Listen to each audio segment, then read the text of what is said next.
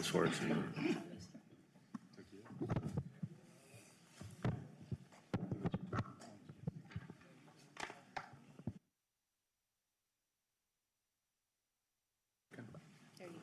It's Good ready. morning. Thank you, everybody, for being here. I would like to call the order the meeting of the Harris County Houston Sports Authority Board of Directors for August 14th, 2025, and it's 10:01 a.m.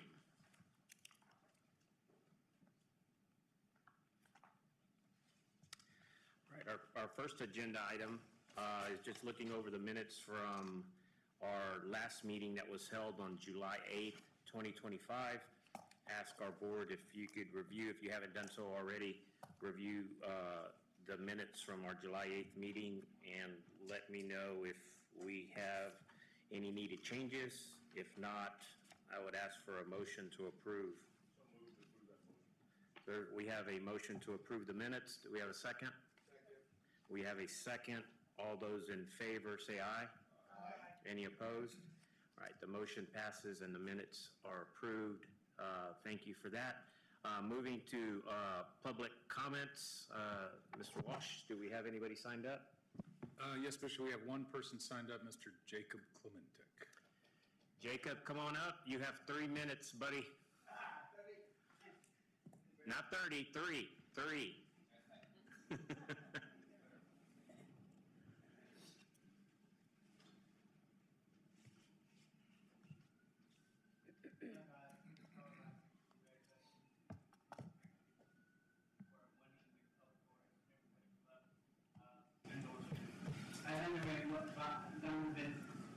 Marcel regulated me, so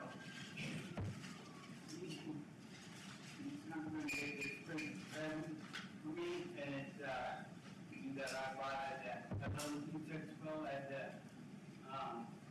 Anarchy Arena Center, and I'm going to give it to you, well, to me as they want, but as he goes, well, to me, so he gets this. Also, when what here he is, I got this guy from the Harris County Sports Corporation, Money Corporation, and also I wanted to show you this little thing that when I was out in Austin, I was visiting the legislature, and I was doing some advocacy, and well, I got this from State Senator who's retiring. What's his name? Birdwell, and so I'm going to give it to you. And also, if I have the liberty, I would like to give this to you personally if you want, and let y'all see this temporary contract I got from the Dynamo one day, where I was an actual team member of the Dynamo one day. So I would like to show it to y'all to show you that I was the Dynamo. And I would like also to read the letter that I got from State Senator Brian Birdwell. He says from Senator Brian Birdwell on the letter he wrote to me. He said, from returning State Senator Brian Birdwell. Thank you for sending the sunscreen and the Jesus Coalition for Life items to my office. I appreciate your generosity, and I'm glad we were able to take up the tree together. Best wishes to you, and God bless Texas. Sincerely, I'm very well. Now, if I have Jacob, you have 30 seconds. I'd like to get that job, see that you can let it pass around. This I give to abundance, he's got to come. All right, well, thank you. We'll take a look at it and then. It's for you. Oh, okay. Well, thank you. Appreciate it. We'll face it this way.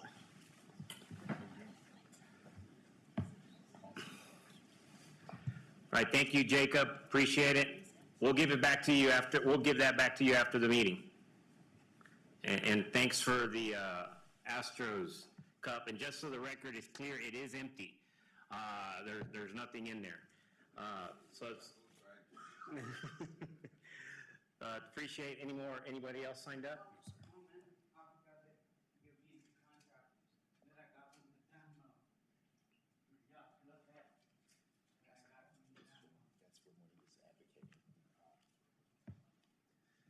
All right, no one else has signed up, so thank you for the comments. Just a few remarks myself. First of all, I'd like to welcome some guests. Gretchen Shear with the Rockets, star walk-in. Gretchen, good to see you always. Mike Slaughter with the Astros and Sean Johnson with the Dynamo. Thank y'all for being here. Always happy to have our teams here. I know that the Texans are about to start their season, so let's go Texans.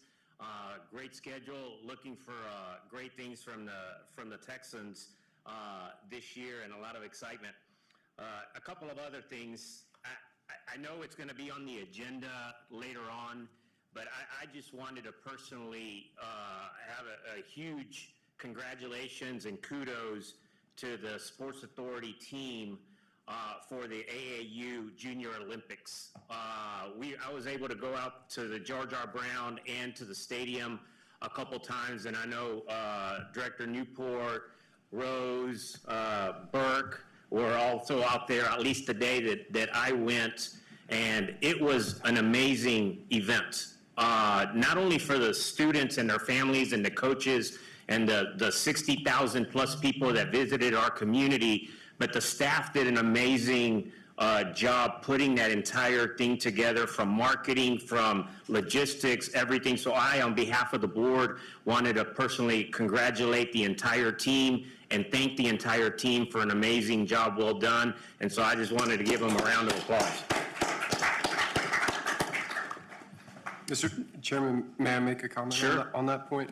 What was particularly valuable to me was everything that you just said, but also having Holly describe the permanent improvements that our successful bidding for and then hosting of the event at the facilities there. I mean, we've made dramatic improvements to that piece of community infrastructure that Houston kids and neighborhoods in the school district gets to take advantage of. They're truly, truly impactful after the event leaves that we get to take advantage of and deliver for them. It's wonderful, wonderful work by this group.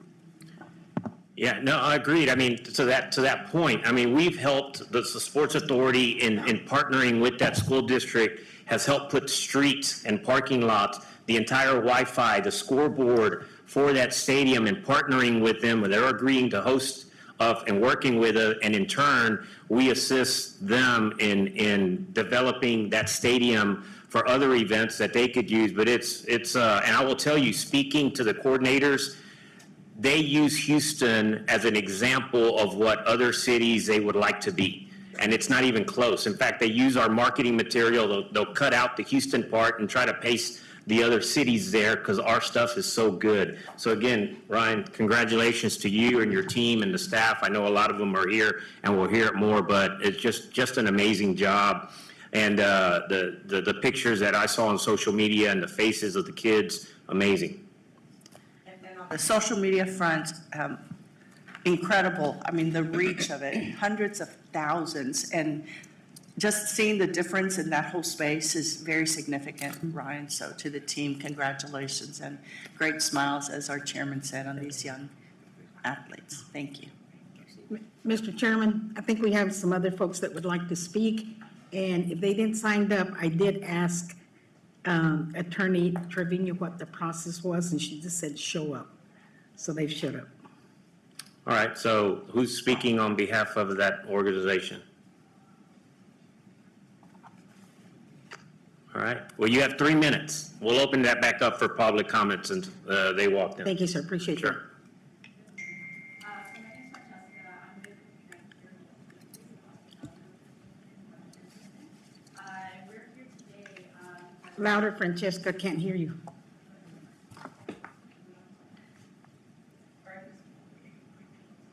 Okay. So we're here today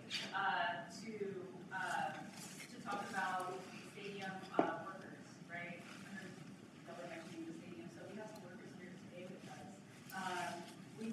that the stadium workers at all 4 stadiums, that workers at all 4 stadiums here in Houston deserve the same right that workers here at the Convention Center have, which was a fair process to organize their union.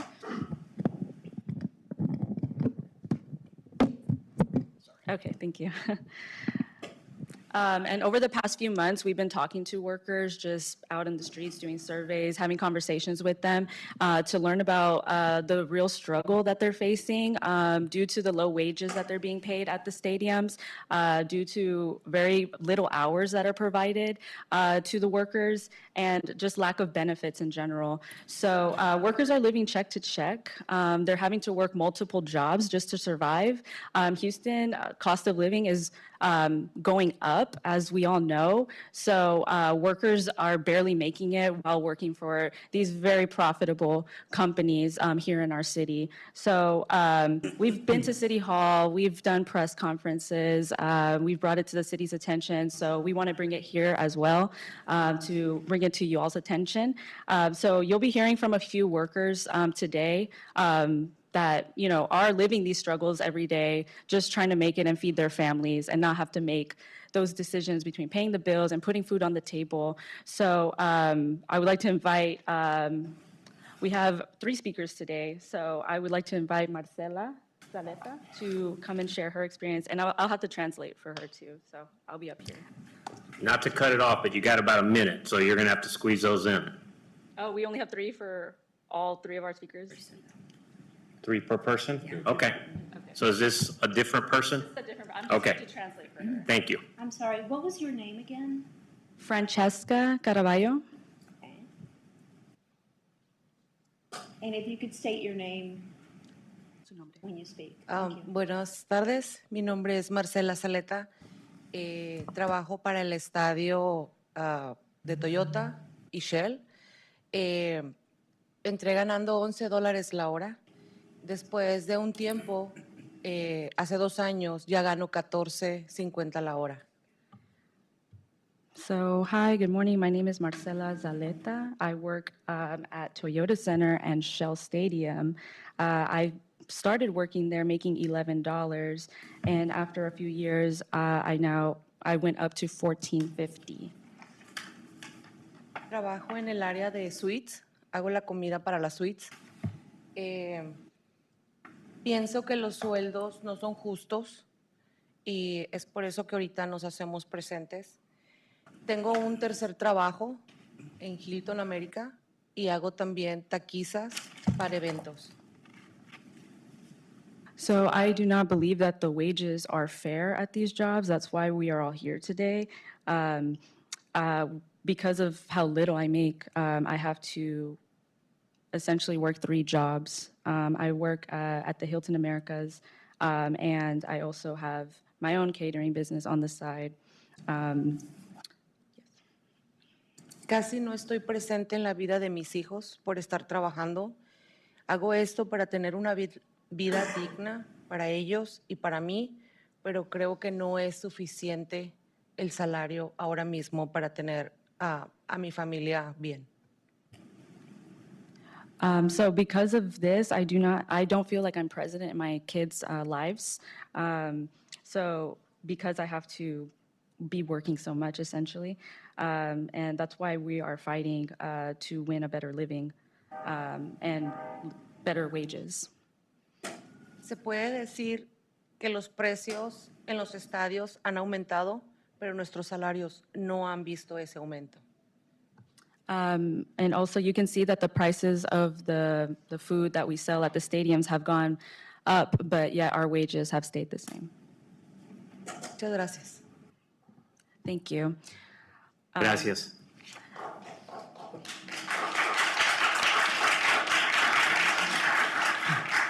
Okay, so we have another speaker, Ms. Teresa Trevino. Good morning. My Morning. name is Teresa Trevino. I work for NRG, the Texans, and I've been there 22 years, do not even make $10 an hour. We were told we don't get a raise because of the tips, but as my partner here has said, The prices are so high. By the time the customer comes and sees me and buys a beer or two, they're already complaining because it's so expensive. So guess what? We don't get a tip. So at $9 an hour after 22 years, and now we're being told that our seniority counts for nothing. So guess what? We're being denied when there's events. We don't get to work. And so we're trying to make a living. Everything has gone up. And guess what? We're not making any money. And I'm here to ask for your support and your help. Thank you. Thank you.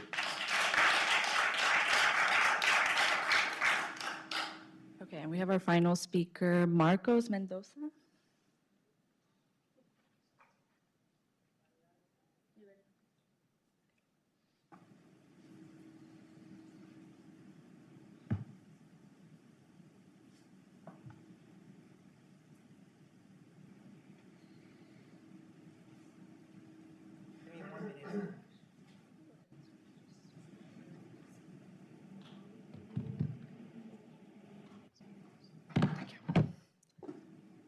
My name is Marcos. I am a cashier at 3 stadiums. I've been at NRG Stadium for 8 years, for Airmark and Toyota Center and Shell Stadium for 4 years. I am here today to speak about some of the issues facing stadium workers like me in Houston. We make sure people have a good time at the games, Monster Jam, and the concerts. But I'm working 3 jobs because $12 an hour isn't enough. I'm competing with temps, and it feels harder and harder to get the hours I need. I feel like if I speak up about any issues at work, my job is at risk and I won't be scheduled anymore. Stadium workers need the union so we can have a real voice at work and make the change we need.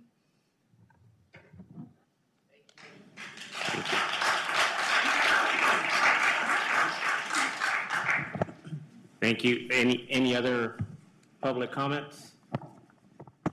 All right. If I may, Mr. Chairman, just a comment. Sure. Well, let me close the public comment section and close that back up, and then Director Morales. Sure. You already did. I did. Okay, so taking your time away. As a board member, I'm concerned obviously with the World Cup approaching. I think we need to do everything in our collective power to avoid a labor dispute. It may be proactively reaching out to the concessionaire companies to prevent a public conflict and to support a peaceful process. But as host for the World Cup, I do encourage resolve and no labor disputes. Some big events that are coming up in 2026, we've got the World Baseball Classic at Nikon, we've got the NCAA tournament at Toyota Center, and we've got the World Cup at Energy. We want to show the world that we care about workers, we care about their safety, and so I encourage all of us to avoid a labor dispute. Thank you, sir. Appreciate the comments, and I know you sent something out to the World Cup committee about some meeting coming up, and they've already started setting it up. So with that, moving back to my comments, thanks for that. And so a couple of things. Congratulate Chad Burke. I just found out walking in that you were reappointed to our board. So thank you. You got another 2 years that you're stuck with us. I know at some point we will do the, I assume we will have to kind of raise the hand and that kind of stuff, but maybe at the next meeting that we have. And then finally, because of our scheduling issue, I know there's a couple of meetings going on today of interest, and Thursdays have become a little bit more difficult for the attendance of some of our board, just given the conflicts in there. So we had previously discussed moving our meetings to a Tuesday. And so with that, I wanted to discuss, and I think we have new dates somewhere in here in our agenda meeting that we're moving our meetings to Tuesday. Correct. For the rest of the year, we have changed those dates to Tuesdays to better accommodate the other various governmental bodies that are meeting on Thursdays. So for the rest of the year, we have obviously today, August the 14th, Tuesday, October the 7th, and Tuesday, December the 2nd. Hopefully those have less conflict with our members and the other governmental meetings going on. Where's that in our book? You look at section 4, you flip over the resolution, I think it's on the last page. Last page of section 4.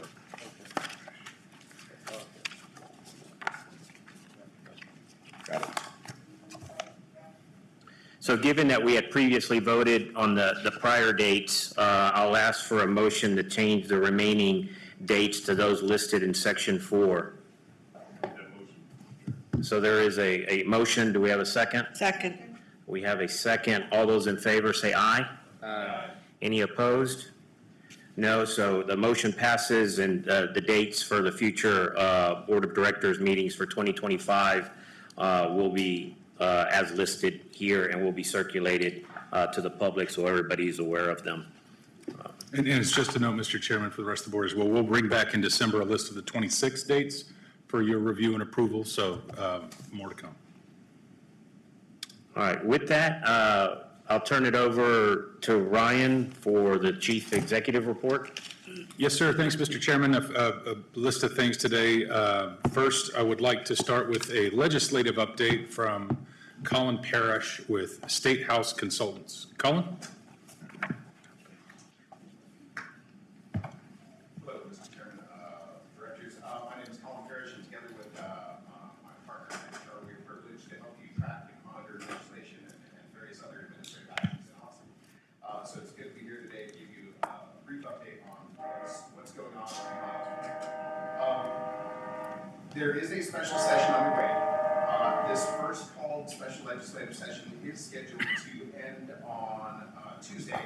However, it is the expectation that the Speaker, together with the Lieutenant Governor, are going to adjourn that special legislative session on Friday. The Governor is then expected to call back the legislature immediately, so it'll be about 5 days short, but then it'll come right into the second special legislative session. And it's everybody's expectation that a group of Democrats who have been advocating their cause in other states and to the federal government will return to the state of Texas so that they will have quorum in the House, and there will be a couple pieces of legislation to move forward. So I will keep you posted as those move on. A couple other important dates I'd like to call to your attention. Tuesday, November 4th is the constitutional amendment election. This legislative session, this legislative session has 17 constitutional questions that will be on the ballot. Just a little bit of history. Originally adopted in 1876, there have been 530 amendments to the Texas Constitution to date. It is one of the longest constitutions in the country, and the all-time high was in 1987 when they put 24 constitutional questions to the voters. Saturday, November 8th is candidate filing. This is for statewide elected officials, House members, senators who are up, and the candidate filing closing will be on December 8th. Couple things about the special session. Only the governor can call a special legislative session. They are 30 days in length. They can be shorter, as I just noted, and there is no limit to the number of items on the call. There is no limit to the number of special sessions, except that when we roll into the second Tuesday of the next odd-numbered year, there is a constitutional requirement for a regular legislative session. So it's really a question of how many can fit in the meeting. Constitutional deadlines are slightly different for a special session. There is no bill filing deadline, no limit of any kind. There is also, per House and Senate rules, a slightly different posting requirement, which means there's the potential for the legislation to move significantly faster during a special legislative session. Posting requirements aren't a week, for instance. They can post things on the following day, call them up. These are the items on the special session. It is pretty extensive. I will not go through them. I believe you'll have this at your disposal. But really the big ones that are being discussed at the moment are flood relief, a ban on THC and consumable THC products that the governor vetoed after the regular session, and redistricting. And that would be a legislative redistricting for the congressional seats coming up. So the statewide election cycle, this is a list that is in flux. I again won't go through these one by one, but it is important to know that all the statewide elected officials are up for election, about half of the senators and all of the House members. This list also will point out a couple things. You have Senator Middleton, who is one of your senators representing the region. He is running for Attorney General. He will not be a senator next session, regardless of whether he wins the Attorney General race or not, because his seat is up this cycle. Alternatively, you have Senator Huffman, who has announced her intent to run for AG. Also, if she loses this race, she will still be a senator next session because she originally drew a 4-year term on her seat. So there's lots of interesting maneuverings there. I will keep you posted as they change. This is a quick list of your Senate elected officials. Joan Huffman, of course, is highlighted in red because she will either be returning or be AG. Senate District 11 is listed as open because that is Senator Middleton. One of your state reps, Representative Dennis Paul, has announced that he is running in this seat. So, of course, he is now listed in an open seat as House District 129. As all of these things move around, there will be lots of changes. Also, House District 147 is Representative Yolanda Jones. She has announced her intent to run for Congress in the seat formerly held by Congressman Turner. So, again, we will keep you updated as all of these things change. Filing, of course, ends in December. So now moving backwards, the regular legislative session ran from the second week of January through June. This 89th legislative session, there was a record number of bills filed, 9,204. It is up significantly from previous sessions, and there are a number of factors contributing to that. About 14.5% of bills that were filed actually got to the governor's desk, and about 2% of those were vetoed. That is slightly down for the number of bills that actually passed to the governor's desk. It is right on track for the number of bills that passed that were vetoed. The important things here, I will not go through all of them in the interest of time, but several events were added to the major events reimbursement program. Of course, it's the Horseman and American Rodeo, IndyCar, National Rifle Association meeting. There were lots of bills filed that added lots of different events. These are the only ones that passed. Also, there is a provision in the supplemental budget that would be HB 500 that the governor signed that we are tracking. There's $95 million that was allocated. The provision specifically says the amount of $95 million is appropriated from the General Revenue Fund to trustee programs within the Office of the Governor for the 2-year period beginning the effective date of this act to be used to make grants to local units of government in preparations and in advance of major events. When I say details are still forthcoming, as of last week, the governor's office is figuring out not only where they want this money to go, but how it's going to be administered. When I say where, there are a handful of trustee programs in the governor's office. One of them is the Economic Development and Tourism Department. If it goes there, it will likely be a grant program that then people can apply. Obviously, the World Cup could perhaps be a good fit for where some of this money goes. Some of it has already been, during the legislative session, discussed as in anticipation of the Republican Party convention here in the state. So when they figure out first where that money is going and then what the grant procedure will be, I will make sure to communicate that to you, but obviously it is an opportunity to help offset some of those major costs. Now, in the next several pages, I'm going to go really quickly. These are bills that failed. The reason that we call these to your attention is very likely these are going to be back in the next legislative session, or depending if they're hot tax issues, for instance, they may be considered germane and on the call for the special session. So we will track them. We will make sure that we keep you posted on these. But the hot tax, for instance, various things talk about who collects the hot tax. Short-term rentals, is that hot tax collected by the owner of the property or by the platform that facilitates that rental? Obviously, how those changes significantly impact the revenue that comes from the sports story.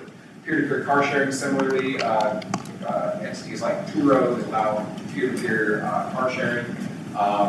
They do not collect short-term rental tax. That is actually expected to be collected by the owner of the vehicle.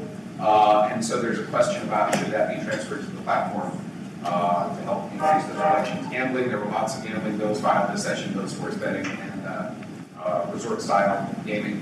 Firearms, these are of particular interest because depending on how the legislation passes, there's been lots of discussion about state fair. State fair, is a They were prohibiting firearms from the state fairgrounds. That got a lot of representatives concerned. So they proposed several pieces of legislation to discuss whether firearms should or should not be allowed to be carried into the various venues.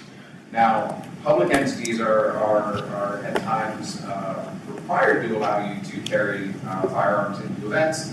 Private entities who are leasing those facilities are generally not, but these pieces of legislation impact what that kind of rule is, and of course will be a concern moving forward. This is not part of my presentation, so at this point I will pause and say, are there any questions? I suppose it was especially thorough, I guess, this time, or I put everybody to sleep. I'm not sure which. But again, I will make sure to keep you updated as the legislative sessions go on. There are a lot of things that are going to be happening over the next month or so, so I will look forward to visiting with you all sometime in the future. Thank you, Colin. Appreciate it. Thank you, appreciate it. Continuing on with the CEO report, want to let you guys, remind you all of some of the events that are coming up. We've got, of course, National Battle of the Bands on August 23rd, Fleet Week Houston, which our own Mr. Newport has worked so very hard to both secure and activate, so kudos to you, sir. November 5th through 12th. We've got the Lombardi Awards dinner this year, December 10th.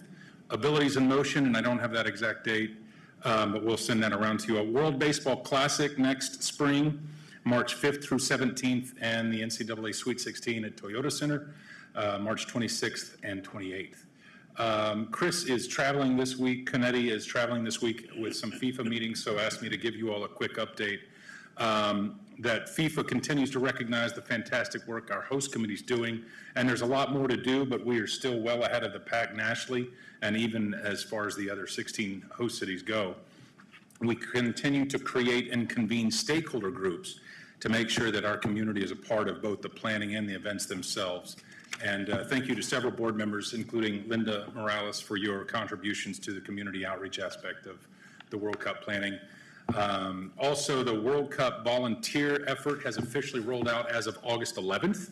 And I just got an updated number about 5 minutes ago. So far, there are almost 10,000 people that have signed up for the Houston volunteer effort. Of course, we'd love as many as we can, so remind you all to reach out to your networks and have them go to fifaworldcup.com/volunteers, or of course, check the host committee website, which is fwc26houston.com.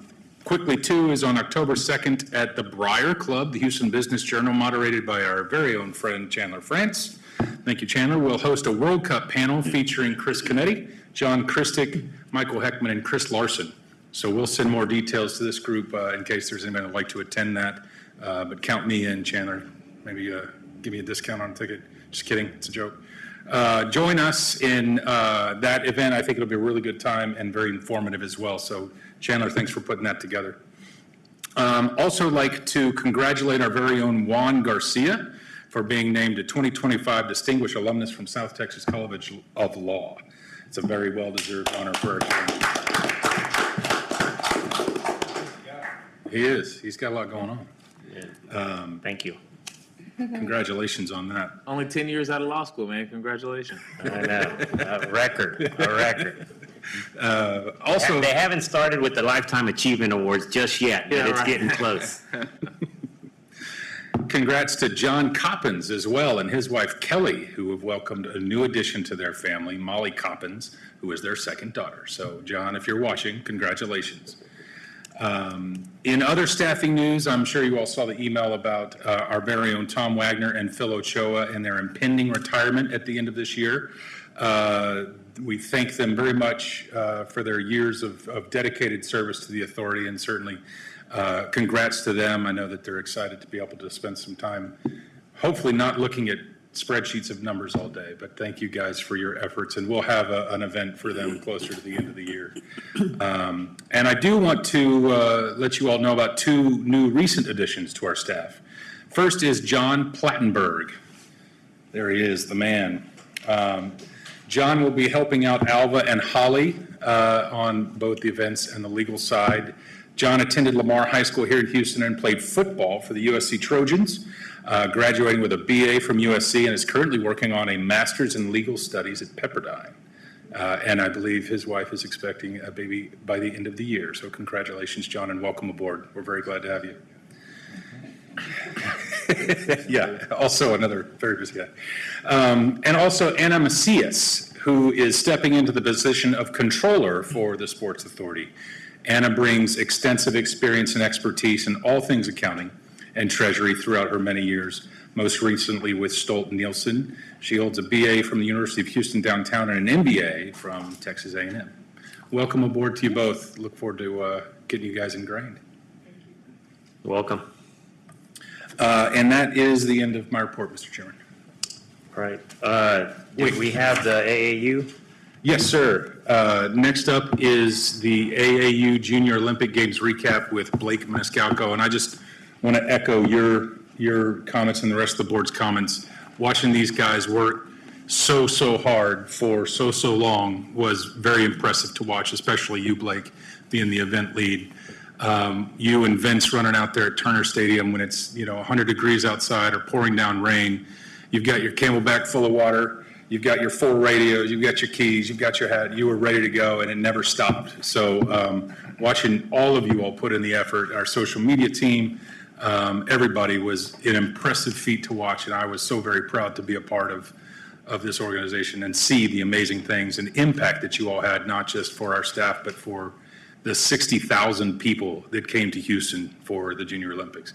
And with that, I'll turn it over to you, Blake. As Brian mentioned, Blake is the Director of Event Operations here at Sports Authority. This is actually my 3rd Junior Olympics to be a part of. As Brian said, 4 radios on the game radio every single year. Probably just throwing at me, just not fun anymore. So my problem's now. But I want to start off by kind of a highlight video, give you all some metrics from the games, just give you a little look and feel for those of you all who are making out there.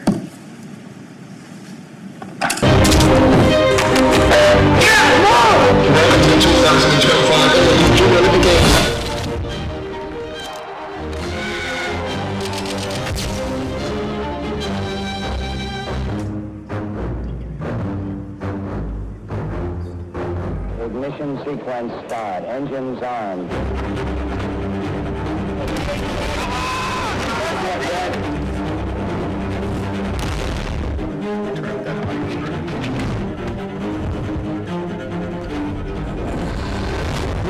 Bring this head more easily.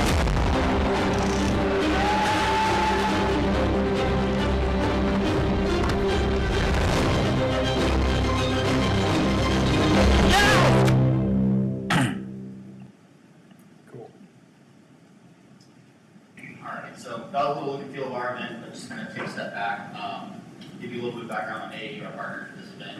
AAU was founded in 1888 in Orlando, Florida, so a little bit way bigger here. And then their total reach is 800,000 plus members across 50 sports, 55 U.S. districts. As far as the actual games that we ran here in Houston, those were established in 1967, just widely renowned as the largest youth multi-sport event across the nation. So, as most of you know, this is the 4th time hosting in Houston. The only one that I have not been a part of is 2012, but 2016, 2021, as well as 2025. Those metrics were hit on in the video, but a little bit more details. 17,000 plus participants. This includes your athletes and coaches that are in here. We're trending kind of close to that 18,000 number for this year's event. And then along with those, 60,000 plus spectators across all venues. And then that $90 million economic impact that you'll see right there, that also does not include numbers that Juan mentioned earlier, the Holly spoke of, the infrastructure upgrades, the roads, all of the improvements that we make out of Turner Stadium and other venues across all the years that we hosted this event. To give you all kind of a big picture, I'm not going to go through this detail by detail, but this is kind of the event schedule. You can see on there that at the top track was our longest event that we had, but we also have George R. Brown. We had events starting on first week, and then we had a second wave coming in. So we had to do turnovers in the George R. Brown Convention Center. We had swimming going on simultaneously as well as field hockey. So our team, we grow immensely for this event, and this next timeline right here kind of goes a big picture of kind of what we do starting our full staff about 18 months out, starts to turn their focus towards the event. And then about a year out, we go and visit the games before. So in our instance, we were in Greensboro, North Carolina, seeing their event. And I want to mention they had our sign hanging up in 2016 there with our logo cut off. But then once we get about 6 months out, is whenever we start getting nitty-gritty. We bring the AAU in town, going through practice, going through venues, meeting their new teams. This is when we actually start bringing on the team competition. We have such a big team. We brought in, I believe, 12 coordinators for this event. We start hiring on about 36 just event time staff, starting those conversations starting. That'll come in towards the end of July. And then we start having conversations with vendors. So a little bit of our responsibilities, just for y'all's awareness, is anything that, as far as like running the actual track, in the pool or swimming, that is all on AAU. They bring in their staff. They're the ones that are timing, actually running the events. We are anything else, think of security, medical, water for the athletes, the tents, the fencing, anything that you can think of. That's kind of where we fall in that picture. Trust me, you don't want me out there kind of rough training. That's not going to happen. But then, once we kind of get into those summer months, the May, June, that's when we start having conversations with those sport chairs specifically about their events, little changes that they want to make year to year. And then from there on, we're hitting the ground running in mid-July. We started loading. We're basically in venues for almost a month's time. Out of Turner Stadium was our first one to go. We were in there on July 14th with tents and fencing and everything going up. And then July 20th, their staff arrives, and July 22nd, we're starting events running. So they're not in town very much. They trust us. They make us do everything in advance, but we're good at it. It's our fourth time, so we know it kind of grows. Then, obviously, event ran July 22nd through August 2nd, and then as quickly as they came in, they're out of here on August 3rd, and as long as it took everything to go up, we're done with float out on August 6th. So, luckily, we got some rest, and we're here today, but still some wrapping and everything to go. And then, kind of zooming out big picture, just kind of wanted to all see all the different areas that we touch. So, we're up in the spring at Hurricane Harbor Splashdown, in Humbleford, George Turner Stadium, where track and field was held, for swimming, right here, around or next door, for a lot of our other additional sports, and then Episcopal High School out in Bel Air for field hockey. So just a big picture there. Now we're going to kind of dive into a couple of the venue specifics. Around, I mentioned we've got multiple different sports there, and then this section first year, the breaking was introduced, and that I believe doubled, almost tripled the numbers of the dance participants for this year. And then out at George Turner Stadium, this is where a majority of our athletes are at for track and field. One of my favorite pictures is actually Cosmo with the starters there. I tried to get them to let them start a race, but that unfortunately did not happen. And then another key moment there is with the Tier Memorial Herman Hot Wheels team right there on the left side on the top. They came out and do an exhibition race every year, or every event that we host. And it's to bring awareness to those kids with physical disabilities and to showcase them putting on their best participation in those track events, and for us to bring awareness to our ability motion program as well. Then out of Episcopal High School, they bring in most elite athletes, youth for field hockey. They pair them up on teams, and I think they get the award for best uniforms because they're the only ones with our logo on the uniforms. And I didn't see them until the event, and I was very happy with those. And then swimming. This was actually our first event to kick off. Something I want to highlight here is that top left photo. We had Fox 26 on site the first day of our events, and funny enough, the first event swam while they were setting up, and we were able to pull the first medalist from the Junior Olympic Games, get her on their live shot, and pulled her right out of the pool, didn't even have time to go over and get her medal. So first event, first medalist was on the news and her showcase right off the bat. And then celebration of athletes, think of this kind of as an opening ceremonies, even though it's held about halfway through the event. Oddly enough, as you all saw on Georgia Brown, I talked about the turns. Some sports are finishing, some sports are just starting, track just started, so this gives kids an opportunity to attend, or most kids opportunity to attend. Other cities kind of do a lap run of track by their states, but we like to use to do a little bit different, showcase the city, and we brought all these kids up to Splashdown to let them enjoy the day, kind of have a water park, adventure, hang out with their friends, have a good time. We've got Ryan up there to speak, their president Joe Murray is up there to speak, which we'll be hearing from later. And then down in the left corner, we get a little piece out there to kind of showcase their support and what the future could look like for these athletes. And then to close out my section, kind of looking ahead, we do have this event on the books for 2027 as well as 2031. Obviously, we want this event to keep coming back. That's what keeping those infrastructure up periods, keep paid, happy, keep putting on a great show for them. But kind of taking a step back, that'll transition me to Morgan over here. Going from 2021 to now, I mean, one of our biggest goals in 2021 was to grow the social media presence, to grow our footprint across the city, to grow the awareness of the event. This year, our marketing team did an outstanding job of giving the awareness. I'm sure every single one of you all saw the posts, saw the videos, saw the highlights. And so with that, I'm going to turn it over to Morgan to get some of her metrics and everything on her side. Hello, everyone. I'm Morgan. I'm our social media manager at Sports Authority.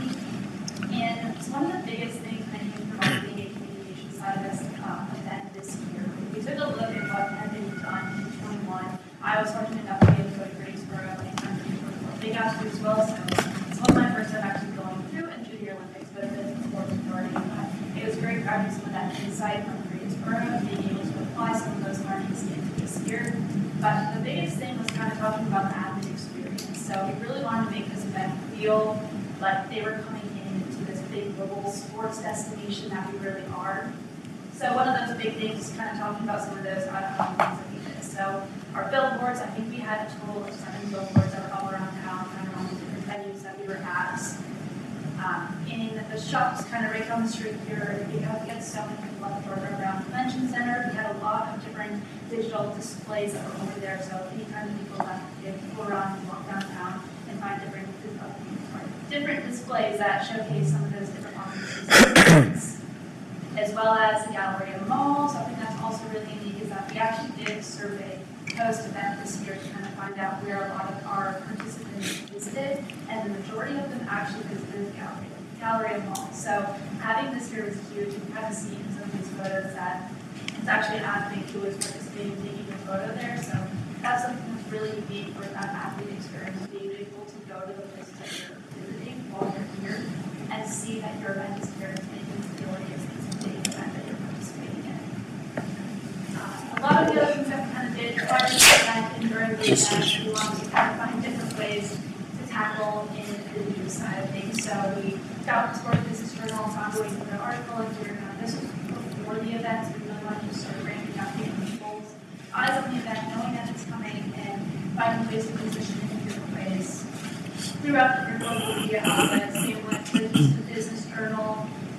The one on the right-hand side of Houston is where it happens that actually ran during the event. So we wanted to find some ways that we could also not only get prior to, but also during, just so we can keep that momentum going in the digital media side of things, as well as the Houston Chronicle, kind of see some of the different ones, not only digital, but we also have the print side of it. And then something new that we kind of incorporated this year, which was kind of fun, is that we actually had an SMS messaging that they could sign up prior during the event, and we could communicate to them different things that were going around in the community. So we got to partner with the Astros on the night of the Junior Olympics, as well as the Dynamo when they have their Leagues Cup. And so it was fun being able to showcase those different things that were happening, but also being able to communicate to the participants, their families, that those were also happening. And this also came in very handy when we had a couple of different weather delays out at Turner Stadium. So we were able to give them direct messaging on when to leave the stadium as well as when to come back in. This is something I would love to incorporate in 27, but maybe try to send out an exact code prior to, just so we can get a little bit more signups on it. But I think it's a great way to communicate to the participants and find other ways to kind of even promote local businesses. Something a little bit different with the events or the AU Junior Olympics is that it is very youth driven, and our youth are very social media savvy. So different things that we did on the right-hand side, you can see a content creator station. So we had 3 of those different backdrops that were on the different venues. 2 of them were stationary at the George R. Brown and Turner Stadium, but one was a little bit more traveling. So because our events were a little overlapping, we were able to move it from stadium to stadium just so that we were able to make sure that people at Episcopal could utilize it as well as some of the activities. So that was fun. That was a lot of user content that they were able to tag us and share it with us. So whenever we saw that, we usually engaged with it. And so them knowing that the accounts that are absolutely that are funding the event and scale that we're actually making them feel seen. As well as the Snapchat filter, this is something a little bit different that we want to incorporate. Again, because we feel a younger audience that we're trying to really make them feel that this is this big event. We incorporated the Snapchat filter, so whenever they went on Snapchat, they're able to utilize this fun little filter that we were able to incorporate. And then some of the different on-site engagements, prior to the event, we actually went to some of the local qualifiers. We have this big ticket you can see on the upper right-hand side, it says 2025 Ticket Punch. Yes, So thank you. That was an absolute hit. It was super fun to go out there. Any kids who qualified for the junior Olympic Games, they wanted to have a ticket with that, or a picture with that big ticket. So that was something that was super unique that we were able to do. We wanted to carry that over into the game as well. So we wanted to have a champion. We also had a participant one because we wanted everyone to have that ability to take a photo with that. We also brought up all of it to the GRP, so we were able to have him kind of engage and interact with kids, as well as the food display that we had at the Georgia Brown Convention Center.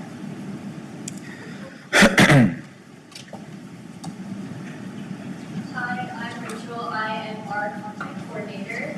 So I just want to talk a little bit about our media side. Blake already mentioned Fox News. That was the first meddling at Cyfair. So as you can see, we have on here our mentions. We have total news reach, and then some of the publications. So you can see here that this is the one on the left is the top article by reach. It's kind of hard to see the number, but it's 15.5 million, which is amazing. And I also wrote down some of our top publications that mentioned us: Match.com, FlowTrack, Houston Public Media. All these publications mentioned us, posted an article about the AAU Junior Olympic Games. So for this, we wanted to spotlight Ryan and Juan for their interviews. We had a total of 15 interviews throughout the event. We can also share these interviews with everyone afterwards. And then Juan also went on Hello Houston, did an interview, and he's got amazing feedback on these as well. And on the code? We also have a document that shows all of the articles that we can share with everyone afterwards. So you can actually go in, read the articles, watch the interviews, and see all the action on it. Kind of dropped the gun on our social media performance, but this is something that I'm incredibly proud of. So going into this event, this is basically, these numbers are pulled from when the event came out.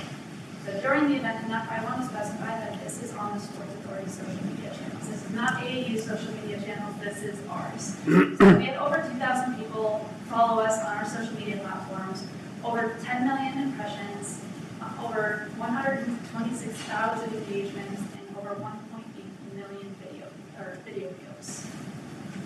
I want to put this in comparison to our other events, just so you guys can really realize how amazing these numbers actually were compared to some of the different ones that we had. So you can see in the middle from 21, we had a huge show.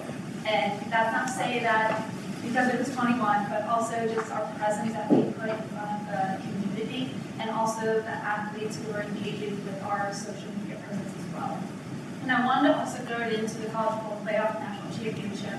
Although the time frame is a little bit shorter, I think that the numbers that we got from the 2025 Junior Olympics don't stand a chance. It's just so amazing to see that our impressions grew that much in such like a amateur sporting event where you're able to really showcase these athletes and they're able to be put on the stage to make them really feel seen. So I think that these numbers just really showcase that, and they're able to really see how much that they actually were involved in TV and also digitally. Something that we tried to do is we split it up a little bit different. I talked about this earlier on how we had a little bit more of a social savvy audience for this, but we lean heavily on Facebook and Instagram just because that's the majority of where our audience is going to be coming from. So we got parents in need where they mostly traffic on their social media platforms. And so this is kind of where we moved it. We want to make sure that we take out this content not only for the student athletes, but also for the parents as well. And then we also want to share those behind the scenes and the highlights, and we want to really promote the user-generated content, kind of going back to those content creation stations that we provided. We want to really make sure that we're hitting home on those and we're sharing those and engaging with that. But that's not to say that we didn't think out on LinkedIn and Twitter. We just knew that going into it that it maybe wasn't the main priority for our audience, but we still wanted to maintain that presence, but in a little bit of a different way. And so we want to make sure that we're showcasing more educational content there and keeping it a little bit more professional over reaching the youth on those platforms. So we really want to highlight those milestones, insights, the recaps, the numbers, the different interviews that we were doing, but we want to really make sure that we're engaging those side of things, especially for our sponsors and stakeholders. These are kind of just a little bit of examples of our Instagram and Facebook content versus our LinkedIn. Field, you run it. And John, that's why track and field is the only real sport. Everything else is just a game.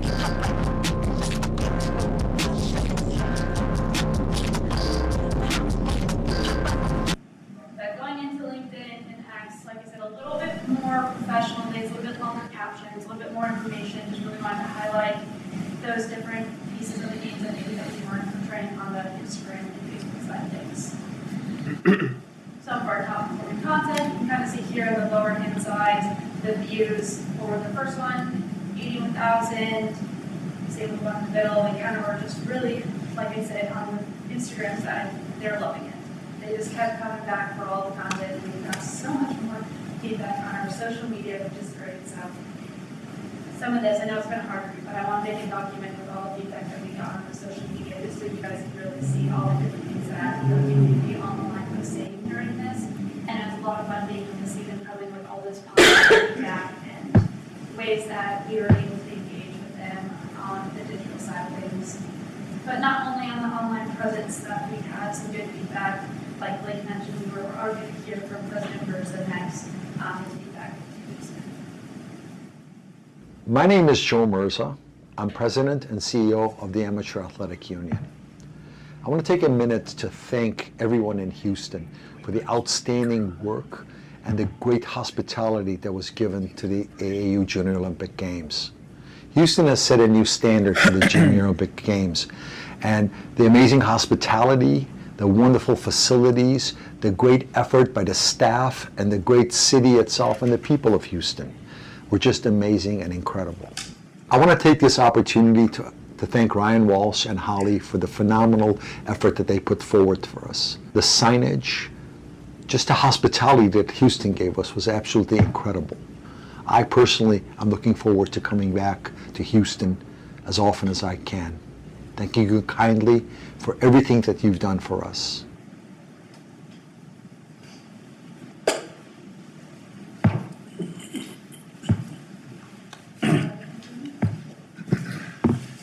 Well done, guys. That's really awesome. Any questions, comments from board members? I would just like to, again, say congratulations and thank you. And I know we have a lot of staff and volunteers back there. I'd like to ask you to please stand. This is extraordinary work.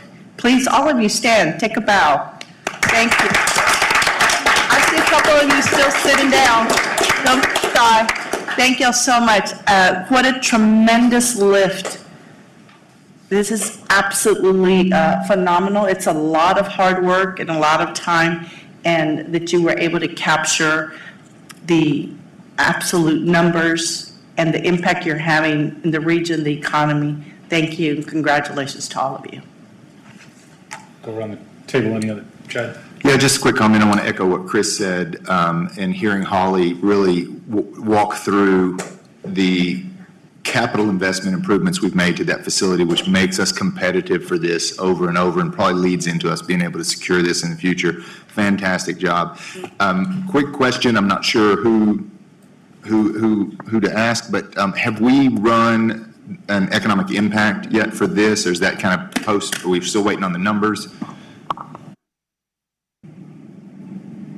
There you go. On now? Yep. So the final numbers are not run at this point. I can tell you that it is a major financial and economic driver. We know that based on historical numbers of this event. Yeah, I remember it from how the much last time. larger this version has been since the one in just 2021. I can tell you we expect to have very impressive numbers, but we're not quite finished with that reconciliation process. But as you referenced, the capital projects we're able to do, the ripple effect into the neighborhoods and the community that we can have, but also the ripple effect into the leaders of tomorrow. I mean, the number of students who participate in this here from our community as interns, crews, staff, I mean, these are people who we see and know will be in our industry for years to come. Blake referenced, and I'm going to point him out, that this is his 4th AAU, but he started as a water boy on the first one he worked. So to be able to use this event as the growth for a lot of people who want to work in this industry, well, actually, way back in the day, he started as an athlete in this event. But it's a stepping stone, and it's a way for us to help educate and gain experience for people who want to work in our business and who want to be a part of the Sports Authority for years to come, whether you're a volunteer, an intern, or a future employee, hopefully. The ripple effects through this event and the ability to be able to show off the success that our community can use this event for to continue to bring future events to our market. This is a great, great product in our community, and one that we're really excited that will continue to come back based on the investments we've made. Well, very good job. I think we need to do a great job of touting the total economic impact to Harris County and Houston once we get those numbers, because that's a huge justification for all of the great efforts that go on, and it's something we need to be proud of and kind of put out there in front of everybody. Yeah, I also want to point out that we had discussed now since, for a while, the opportunity that we had with marketing and our social media. And so I appreciate and I want to thank for the effort of addressing those opportunities, because we see the fruit of what is happening here, of just highlighting what the Sports Authority can do on the Junior Olympics and with the events that are coming to town, the future events. We see of a sign of what's coming and what the Houston Sports Authority can do from a marketing standpoint to highlight the city, to highlight the event, to highlight the participants. So I wanted to thank specifically also the marketing team for taking on that challenge and just being able to see how this can be done, and the amount of followers and social media hits and mentions and all those graphics and that come along with that. So thank you for that. And I also wanted to, I know Holly told us about Blake, how he started a few years ago on 3 of these, but he started just as was it an intern, his first one? He was a water boy, as she just mentioned, and now basically running the entire event, making it happen along with the assistance of a lot of people. That just shows you what the Sports Authority can do. And we had a lot of volunteers and a lot of interns out there helping along, and those are people that are going to be assisting for years to come with the Sports Authority, because we do pick the best out there that want to continue in the sports industry and helping us. So it's just a tremendous effort, and again, just a huge congratulations to the Sports Authority and all those that were involved. Anyone else comments? Please.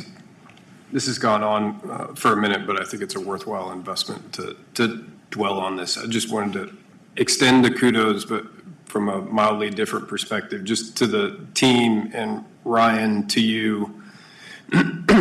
This is excellent work. I think it's when we come to these meetings, we get to see the evidence of what the team is trying to do, the mindset that it has, and then the results that y'all are delivering. Complex execution planning and then delivery across broad-based multi-venue footprint.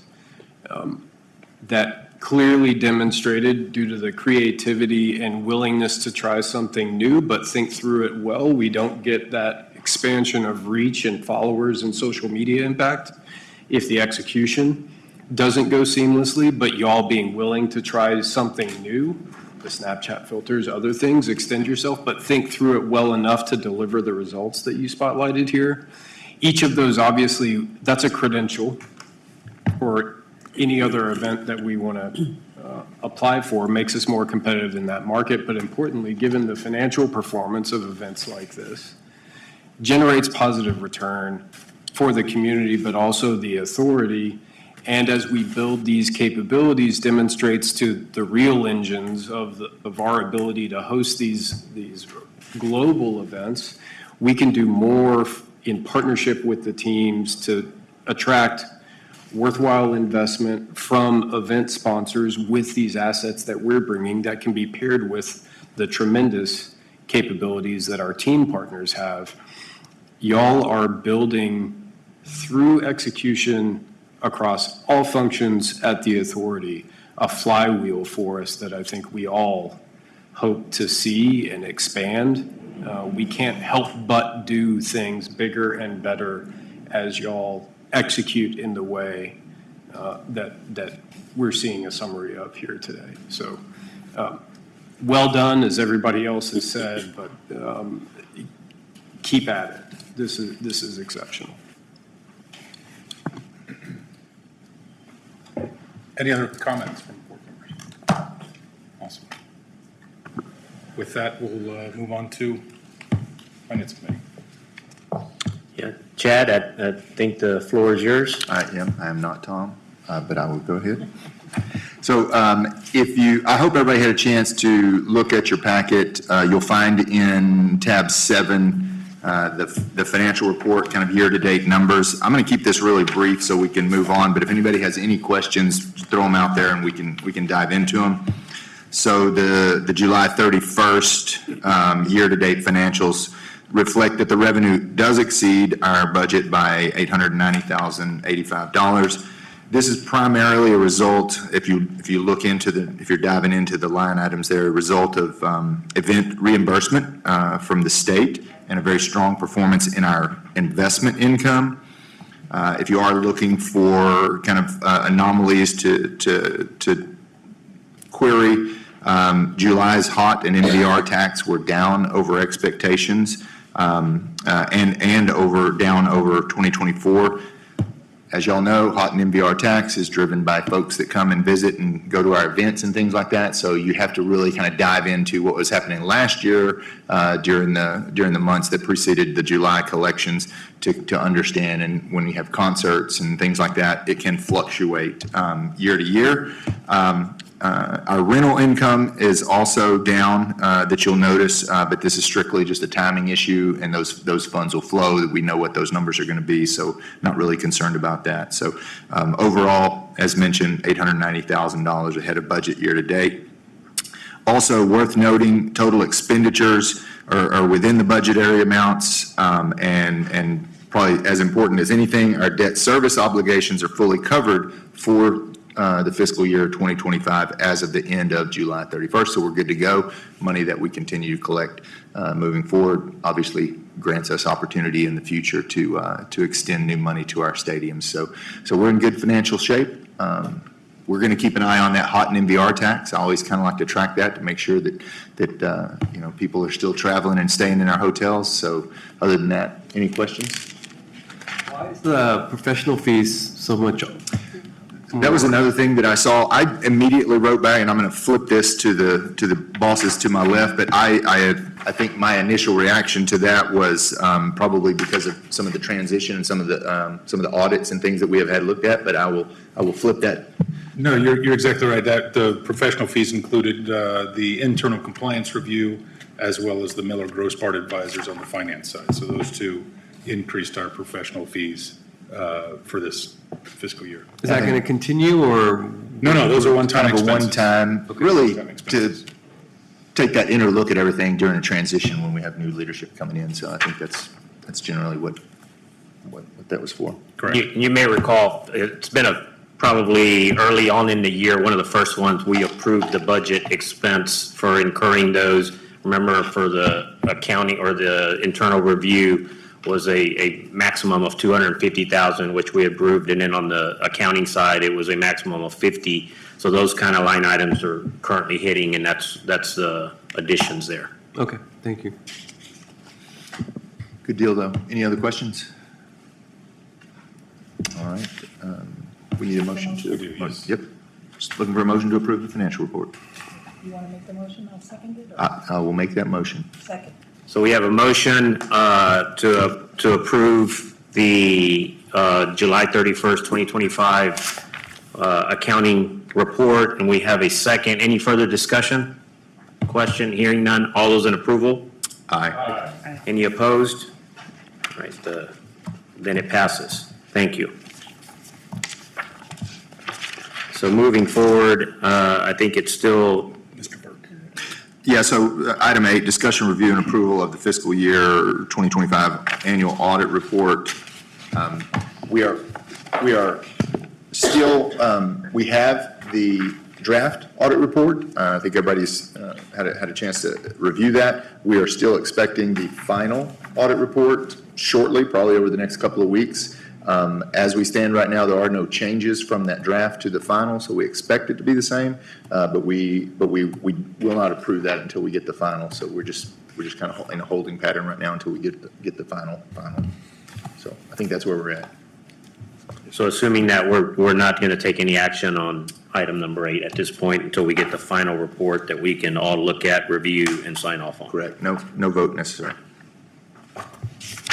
So moving to items 9, and I think, are we combining 9 and 10?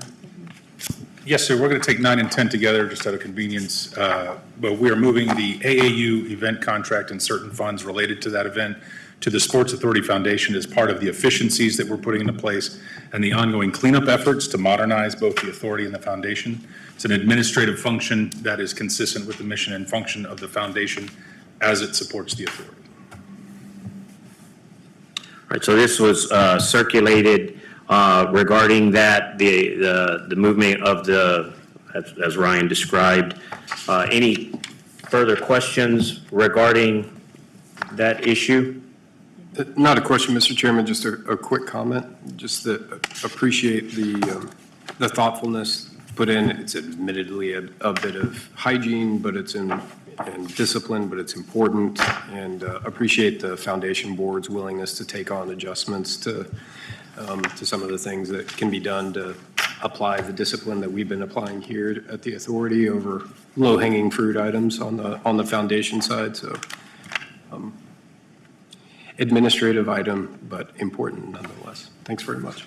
Thank you. So with that, I'll ask for a motion to approve items 9 and 10 on the agenda. There's a motion. Do we have a second? Second. There's a second. Any further discussion? Hearing none. All those in approval say aye. Aye. Any opposed? All right, the motion passes. Thank you. Moving to section number or item number 11 on our agenda. Ryan? Yes, sir. I'd like to request an executive session with the board to discuss this item with legal counsel, please. All right, so we'll hold that off on that. We moving to item number 12? Yes, sir. As you know, Dyken Park gets its chilled water from the central distribution plant here downtown that services several other buildings in the area. Centrio is asking to have Houston Industries released from its existing chilled water guarantee and replaced with a company called Centrio. It's just essentially the next iteration of who owns the plant. The new guarantee guarantees all obligations under the chilled water agreement that we signed in 1999. So that it's really more of a perfunctory sort of an administrative thing. And we have had conversations with the Astros, and they also approved the replacement of the guarantee. All right, so with that, I'll ask for a motion and a second to approve the Central Guarantee transfer. There's a motion and a second. All those in favor, say aye. Aye. Any opposed? The motion passes. Thank you. I think that's our agenda items there, but we'll move to executive session. So with that, the Board of Directors may go into executive session if necessary pursuant to Chapter 551 of the Texas Government Code for one or more of the following reasons. 1, consultation with the board's attorneys to seek or receive legal advice or consultation regarding pending or contemplated litigation.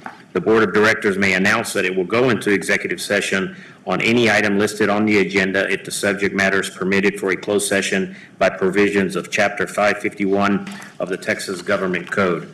With that, we will start the executive session now at 11:15 a.m. Thank you. We'll be back.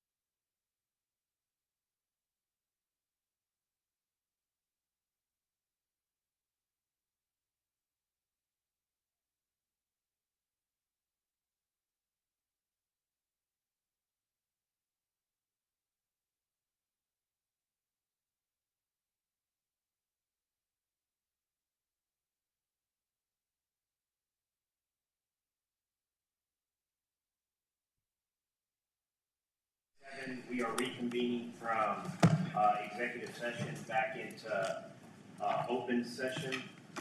And so with that, addressing item number 11 that was discussed during executive session, I asked for a motion and a second to void the sublease agreement between Harris County Houston Sports Authority and GVP Media Inc. Move.